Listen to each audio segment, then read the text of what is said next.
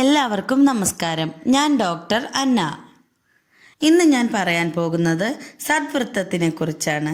സദ്വൃത്തത്തിനെ കുറിച്ച് അഷ്ടാംഗ ഹൃദയകാരൻ വാഗ്ഭടാചാര്യൻ എന്താണ് പറഞ്ഞിരിക്കുന്നതെന്ന് നോക്കാം.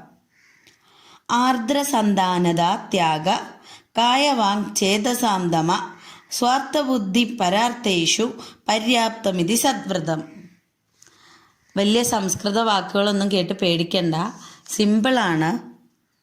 ആർദ്രസന്താനത എന്ന് പറഞ്ഞാൽ കരുണ കൊണ്ട് മനസ്സിന് അലിവുണ്ടായിരിക്കുക. ത്യാഗ എന്ന് പറഞ്ഞാൽ എല്ലാവർക്കും അറിയുന്നതാണ്, നമ്മുടെ കഴിവ് പോലെ സൽപാത്രത്തിൽ ദാനം ചെയ്യുക.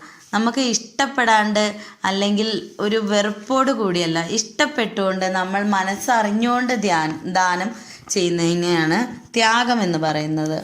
കായവാങ് ചേതസാം ദമ എന്ന് പറഞ്ഞാൽ ശരീരത്തിൻ്റെയും മനസ്സിൻ്റെയും വാക്കിൻ്റെയും ഒക്കെ മുകളിൽ നമുക്കൊരു കൺട്രോൾ വേണം. പരാർത്ഥേഷു സ്വാർത്ഥബുദ്ധി, അതായത് മറ്റുള്ളവരുടെ കാര്യങ്ങളിൽ തൻ്റെ കാര്യങ്ങളിൽ എന്നവണ്ണം ശ്രദ്ധയുണ്ടായിരിക്കുക എന്ന് പറഞ്ഞാൽ അത് രണ്ട് സൈഡായിട്ട് എക്സ്പ്ലെയിൻ ചെയ്യാം.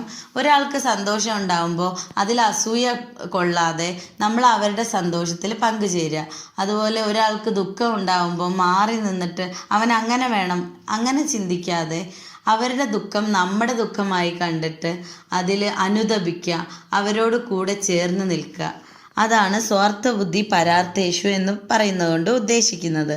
ഇത്രയും ചെയ്താൽ സദ്വൃത്തം